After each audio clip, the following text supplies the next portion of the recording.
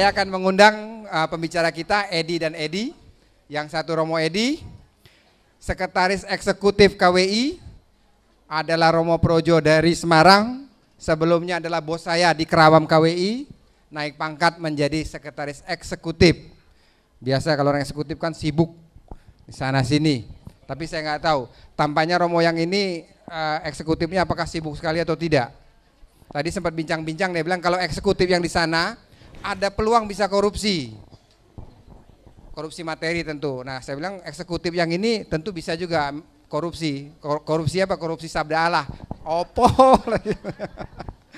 Yang satu lagi Bapak Edi Gosyanto, mantan GM dari Metro TV, GM IT. Jadi untuk hal-hal yang canggih-canggih Bapak Edi bawaannya ada iPad. Nah baik, selamat malam Bapak Edi dan Romo Edi.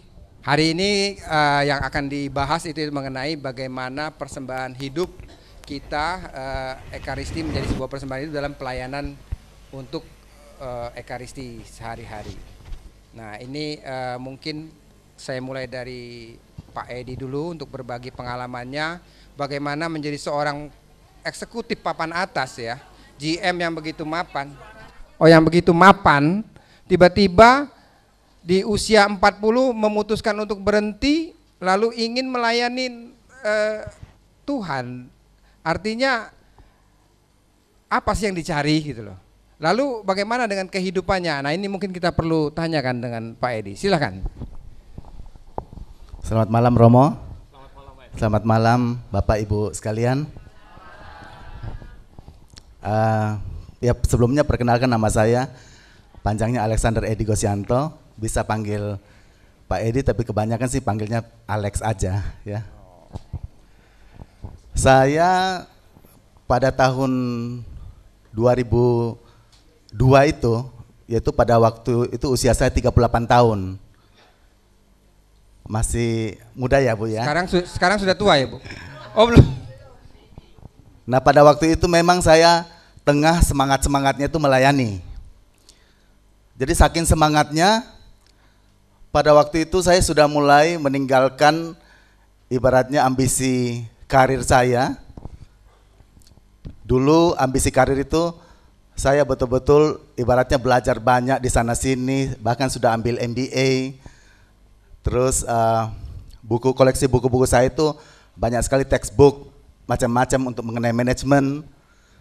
Tapi setelah pelayanan itu entah kenapa 2002 itu saya merasa kok begitu berapi-api. Jadi semangatnya itu ada di dalam. Bahkan setiap hari saya mesti singgah ke toko buku rohani untuk membaca berbagai macam buku-buku rohani. Enggak dimarahin sama yang punya toko buku? Enggak, karena baca aja enggak beli-beli? Baca, tapi memang belinya itu juga cukup banyak ya. Habis baca pilih sana pilih sini, belinya cukup banyak. Nah itu saya lakukan dan saya baru mulai sadar setelah hampir 1 tahun kemudian. Itu di tahun 2003. Nah di situ saya mulai terbeban sekali karena apa? Ke kantor dengan fasilitas kantor dan juga dapat gaji yang lumayan. Tapi kok pikiran saya sudah tidak sepenuhnya di kantor. Nah itu saya merasa terbeban sebagai orang yang tidak tidak sungguh-sungguh konsisten, tidak integriti. Artinya korupsi bukan? Ya makanya saya justru merasa itu korupsi secara halus, korupsi waktu dan lain sebagainya. Sebab kalau kita sudah di level eksekutif kan paling tidak pikiran kita pun mesti kita berikan kepada pekerjaan. Nah akhirnya 2003 itu saya betul-betul merasa bahwa ternyata saya ini sudah terpincut hatinya oleh pelayanan. Nah saya nggak bisa tidak, itu mesti mengambil keputusan. Karena bebannya 2 arah ini. Satu menjawab panggilan, yang satunya kayak melakukan tadi ya, korupsi halus ya.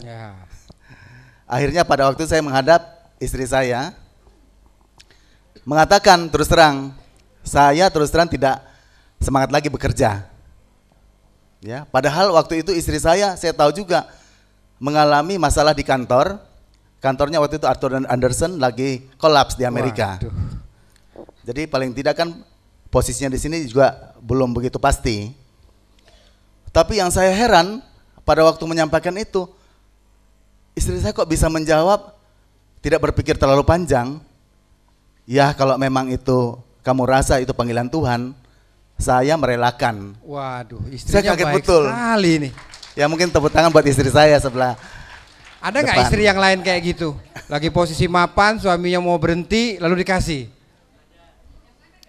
Ya silakan berdiri. Silakan berdiri Bu. Nah, Rupanya saya juga nggak tahu, tapi setelah diceritakan setelah berapa tahun kemudian, saya bertanya kenapa kok kamu bisa merelakan begitu? Rupanya Tuhan itu sungguh punya ini ya, apa namanya, cara ya, punya cara entah kenapa. 2 hari sebelum saya menghadap istri saya, itu istri saya mendapatkan sharing yang begitu mengesankan hatinya dari teman dekat, teman paroki yang mengatakan begini, sambil juga dengan sedih hati, dia mengatakan begini, dia sharing mengenai keluarganya, terus mengatakan di ujungnya begini, kalau seandainya suamimu meminta untuk pelayanan, jangan pernah kau larang, gitu loh. Kenapa kejadiannya? Kejadiannya begini, saya cerita singkat aja, mereka itu tidak punya masalah di dalam keluarga. Suaminya pelayan gereja yang luar biasa, prodiakon dan lain sebagainya, melayani hampir full time. Dan suaminya berasal dari keluarga yang kaya sebenarnya, jadi tidak membutuhkan terlalu banyak mengenai masalah keuangan. Tapi karena istrinya merasa beban, suaminya ini menjadi omongan dari sekitar, kok suamimu tidak bekerja di kantor sih? Atau tidak, kok kebanyakan di rumah? Akhirnya memaksa suaminya untuk ya seperti suami yang lain, cobalah cari kerjaan, cobalah cari kegiatan. Akhirnya apa, suaminya angkat telepon minta keluarganya memberikan proyek. Diberikanlah proyek. Nah proyek itu suaminya ke kampung halamannya mengerjakan proyek itu, tiba-tiba mengalami kecelakaan. waduh. Ya padahal sudah bertahun-tahun melayani dan keluarganya sangat bagus. Tapi tentunya di sini saya nggak menceritakan keluarga orang lain ya, saya mesti ceritakan diri saya. Jadi singkat cerita bahwa ternyata Tuhan punya cara untuk meluruskan jalan saya ke pelayanan. Nah pada waktu saya ingin masuk pelayanan, terus terang saya pun memiliki kekhawatiran. Di dalam hati kecil saya mengatakan begini, Tuhan seandainya kalau misalnya setelah saya sudah melayani, kalau keluarga saya berkekurangan, saya pasti kembali bekerja. Gitu loh, karena saya punya tanggung jawab terhadap keluarga kan. Apalagi saya punya anak-anak 3 ini ya, Pak Samsi. Saya kira kita sampai di situ dulu. Jadi para istri harus merelakan suaminya kalau suaminya mau melayani. Tapi kalau sampai berhenti kerja, saya nggak yakin ada yang mau mengizinkan. Tapi tentu pelayanan seperti apa yang sebaiknya dilakukan oleh para keluarga ini sehingga ada perimbangan antara rumah dan gereja. Tentu juga mungkin kita akan minta pendapat dari Romo Edi. Jangan sampai seperti saya juga aktif di sana sini. Tadi pagi saya masih nonton film Sugih, pemutaran perdana. Dan saya pikir, kata teman saya ada yang ngeledek saya, Sam, kalau kamu bisa pakai rok mungkin kamu udah masuk WKRI kali ya. Saya bilang kurang ajar juga ini teman. Tapi kita mungkin bagaimana dengan pendapat Romo Edi mengenai pelayanan dan dikaitkan dengan Ekaristi. Baik, terima kasih. Saya kerap diminta untuk menemani kelompok-kelompok ataupun paroki-paroki yang sedang menyelenggarakan kursus evangelisasi pribadi, dan kemudian diminta untuk mendampingi retret pengutusan. Salah satu yang kerap saya tekankan di dalam retret pengutusan itu adalah jangan Anda menjadi orang Katolik yang jatuh dalam aktivisme tetapi tanpa disadari ataupun tanpa dimaknai aktivitas Anda itu. Saya kemudian mengambilkan contoh. Ada orang yang begitu bangga ketika opo kae. Waduh. Ada yang begitu bangga ketika bisa mengikuti 8 atau bahkan sampai 10 jenis kegiatan di parokinya. Lalu saya mengatakan, mulai besok tolong putuskan, ambil 2 atau 3 tetapi Anda fokus. Lalu ada yang menjawab, Romo kok melarang saya untuk meraih jalan keselamatan ya?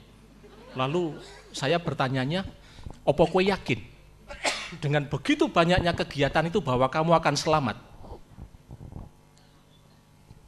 Nah, saya hanya mau mengatakan kepada para ibu dan bapak, rekan-rekan muda yang hadir di sini, pelayanan itu tidak pertama-tama dinilai ataupun juga dimaknai dari banyaknya kegiatan yang kita ikuti, tetapi bagaimana kita fokus kepada 2 atau 3 kegiatan, dan di sana kita bisa mengembangkan sebaik mungkin apapun yang bisa kita optimalkan sehingga menjadi lebih bermakna bagi banyak orang. Dan itu akan jauh menjadi sebuah persembahan yang konkret, persembahan yang berarti daripada ketika semua diikuti, tetapi justru hanya sedikit-sedikit. Non multa sed multum. Bukan banyaknya, tetapi dalamnya itulah yang menjadi lebih baik. Saya mau mengatakan itu saja dulu, Mas. Itu berarti sama seperti ibu-ibu yang di paroki pemerhati pemerhati paroki. Dia tahu jadwal pastornya, makan apa pastornya, kemana pastornya, tapi suaminya kemana dia nggak tahu. Nah, kalau itu dia fokus itu. Tapi kalau itu namanya adalah ibu-ibu yang devosinya bukan kepada Maria tapi kepada Romo Paroki gitu kan. Jadi perlu hati-hati juga ini ibu-ibu. Nah, ini lalu keterkaitannya, apakah Pak Edi juga fokus dengan apa yang dikerjakan? Nah, ini kita pengen dengar juga. Jangan-jangan Pak Edi juga ke sana iya, ke sini iya. Saya dengar tadi kuliah lagi di STF, mau menjadi filsuf. Nah, ini mungkin bisa cerita, Pak. Iya, saya mau menyambung sedikit dari Romo Edi, dan juga saya mengakui bahwa apa yang barusan saja disampaikan itu juga saya lakukan. Karena memang pertama kali saya terpanggil untuk pelayanan keluarga, karena pada waktu itu mengikuti komunitas yang disebut Couples for Christ. Itu adalah pelayanan bagi keluarga. Nah, karena saya di sana mengalami pembaruan, saya lantas pada waktu memutuskan untuk melayani lebih lagi, saya juga fokus. Saya mengatakan saya akan fokus kepada kerasulan keluarga. Jadi saya itu meskipun banyak Romo pelayanan tapi semuanya di dalam keluarga. Jadi sekarang ini selain aktif di Couples for Christ, saya membantu di Komisi Keluarga KWI. Terus saya juga sebagai ketua SKK di paroki saya, yaitu mengenai keluarga juga. Lantas di dekanat saya di daerah dari Karawaci sampai BSD, di situ saya memulai membentuk kelompok-kelompok keluarga. Nah, sekarang sudah ada di masing-masing paroki, ada 4 paroki, ada sekitar hampir 60 sampai 100 keluarga di masing-masing paroki yang aktif di dalam berkumpul dan aktif di dalam membicarakan masalah keluarga ini. Nah, di situ saya melayani mereka sebagai bagian dari kebersamaan itu. Kita membangun keluarga yang sadar bahwa kita itu punya tantangan yang besar sekali di zaman sekarang. Nah, itu yang kita bentuk kelompok kecil yang kita sebut sebagai support group keluarga. Jadi saya walaupun banyak tapi fokus tetap ke satu tema, sehingga saya itu menjalankan ini otomatis bersama-sama. Misalnya saya mendapatkan dari Komisi Keluarga KWI sesuatu yang baru, misalnya pedoman pastoral keluarga, itu saya bawakan ke paroki saya, itu saya bawakan ke komunitas Couples for Christ. Jadi memang kegiatan itu tidak kemana-mana. Kalau yang belum punya keluarga bisa dijadiin keluarga. Bisa, karena memang ini kan ada banyak beberapa orang yang cari pasangan susah. Iya. Nah, itu memang kenapa saya juga ini tertarik dalam komunitas Couples for Christ ini, karena memang di sini melayani seluruh anggota keluarga. Bukan hanya pasangan suami istri saja. Yang bermasalah. Ya, bukan juga yang bermasalah, bahkan yang baik pun Dilayani juga. dilayani, termasuk juga anggota keluarganya. Bahkan yang sudah single parent juga dilayani di dalam satu kesatuan keluarga. Oke, baik. Jadi walaupun kita kelihatannya sibuk, tetapi semua anggota keluarga ikut di dalam kesibukan itu. Jadi anak tidak merasa ditinggalkan oleh orang tuanya, atau pasangan tidak merasa ditinggalkan oleh suami atau istrinya, karena mereka semuanya bersama-sama. Ya, jangan sampai bapaknya pulang dipanggil om sama anaknya ya. Iya. Mungkin Romo ini Oke, Pak, mau ditambah. saya sangat setuju dengan Pak Alex. Saya pun kalau diminta mengajar, saya fokus. Ketika diminta mengajar di SEP maupun di CAP, saya mengatakan bidang saya hanya 3 yang mau saya dalami. 1, Maria Bintang evangelisasi. Yang kedua, ajaran sosial gereja. Dan yang ketiga, Evangelii Nunciandi. Lebih daripada itu, saya katakan cari romo yang lain. Kadang memang agak kejam saya mengatakan itu. Panitia-panitia kadang ada yang merasa romo itu kan mestinya tahu semuanya. Lalu Tapi saya kelihatan katakan, memang kejam kok Romo. emang saya kayak Gusti Allah, saya katakan gitu. Kok harus tahu segalanya atau tahu semuanya? Tidaklah. Tetapi kadang memang lalu ada yang memvita kompli, misalnya mengatakan bahwa Romo yang diminta mengajar ini tiba-tiba sakit perut gitu.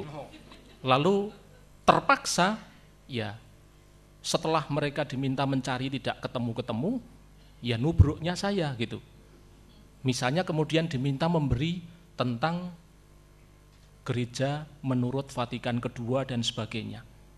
Ya oke lah, tetapi itu hanya dalam kondisi atau di saat-saat emergensi saja gitu, darurat. Tetapi saya tidak mau untuk yang seperti itu. Fokus 3 hal. Artinya memang di sini dibutuhkan ketegasan, dibutuhkan suatu sikap yang punya pegangan atau prinsip. Termasuk juga di dalam pelayanan seperti yang tadi saya sampaikan, mengapa hanya 2 atau 3? Karena kerap kali juga motivasinya mungkin mau melayani, tetapi kadang melupakan yang utama, yaitu keluarga. Dan akibatnya apa? Banyak pasangan yang datang kepada Romo dan berkeluh kesah, Romo, pasangan saya tidak mau mengerti dan segala macam. Lalu gimana? Wah itu semua diikuti dan segala macam, tapi tidak ada komunikasi di rumah. Nah kalau sudah seperti itu, saya harus mengatakan bahwa kita harus berani jujur di dalam pelayanan seperti itu. Karena tidak akan mempunyai makna persembahan yang memang betul-betul berangkat dari sebuah ketulusan dan ungkapan tanggung jawab kalau pelayanan hanya digunakan untuk melarikan diri dari tanggung jawab yang utama di dalam keluarga. Kalau dia itu seorang suami atau kalau dia itu seorang istri, kalau dia itu adalah orang tua bagi anak-anak. Itulah yang mau saya katakan. Tapi saya ngomong begini karena di sini tuh kebanyakan tua-tua Wisan. Terus piye? Artinya apa? Saya melihat kok ya sudah tidak bermasalah lagi toh. Siapa bilang? Masa sih? Silakan Mas. Baik. Lalu ini keterkaitannya dengan persembahan kita sehari-hari dengan kehidupan berekaristi, lalu bagaimana dengan doa syukur agung memaknain dalam kalau kita lagi ada masalah itu, apakah lalu bagaimana kita bisa menerima Yesus mengorbankan dirinya itu lalu masuk ke dalam keluarga, kehidupan keluarga itu. Bagaimana kalau dihubungkan dengan perayaan Ekaristi? Ya. Yang jelas apapun yang kita kerjakan itu mesti bisa kita bawa ke dalam perayaan Ekaristi sebagai wujud dan ungkapan persembahan kita. Karena akhir-akhir ini saya juga seringkali melihat bahwa ada keluarga yang datang ke gereja itu sendiri-sendiri. Ya, sangat mungkin. Apalagi dalam iklim yang di mana tugas seorang suami atau tugas seorang istri tidak bisa begitu saja didamaikan satu dengan yang lain dari sisi waktu. Sehingga terpaksa kadang harus ke gereja sendiri-sendiri. Saya tidak terlalu mempermasalahkan apakah seorang suami dan istri harus setiap kali pergi ke gereja bareng, saya tidak terlalu mempermasalahkan. Tetapi yang jelas mesti harus jujur di dalam keluarga itu. Mengapa? Kalau misalnya memang bisa bersama-sama, mengapa harus sendiri-sendiri? Tetapi kalau misalnya memang seharusnya satunya bertugas dan satunya bisa, kenapa harus dipaksakan bahwa harus bersama? Sehingga menurut saya komunikasi di dalam keluarga itu akan menjadi salah satu yang cukup menentukan apakah memang yang namanya perayaan Ekaristi itu akan diikuti bersama oleh suami istri, atau untuk kali ini diikuti bisa bersama, besok sendiri-sendiri karena tugasnya dan sebagainya. Dan disitulah unsur yang namanya pelayanan itu menjadi sangat konkret. Tidak usah mencari bentuk-bentuk pelayanan yang terlalu jauh. Bahkan ketika bisa memahami, bisa berkomunikasi dengan baik di antara suami istri, itu sudah menjadi sebuah pelayanan yang konkret, dan dari pelayanan yang konkret itu menjadi bahan persembahan keluarga di dalam perayaan Ekaristi, dipersatukan dengan pengorbanan Tuhan Yesus. Karena apa? Karena persembahan dalam Ekaristi itu menjadi bermakna karena kita menjumpai Yesus yang melayani, yang mempersembahkan dirinya untuk kita. Baik. Itu. Ini dari sisi teologisnya, mungkin dari sisi praktisnya mungkin Pak Edi bisa cerita bagaimana ketika melayanin sebuah keluarga yang punya masalah, apakah lalu langsung dihadapin face to face seperti itu, apakah lalu dibiarkan dia gelut dulu atau dibawa dulu ke misa atau seperti apa? Apakah didoakan?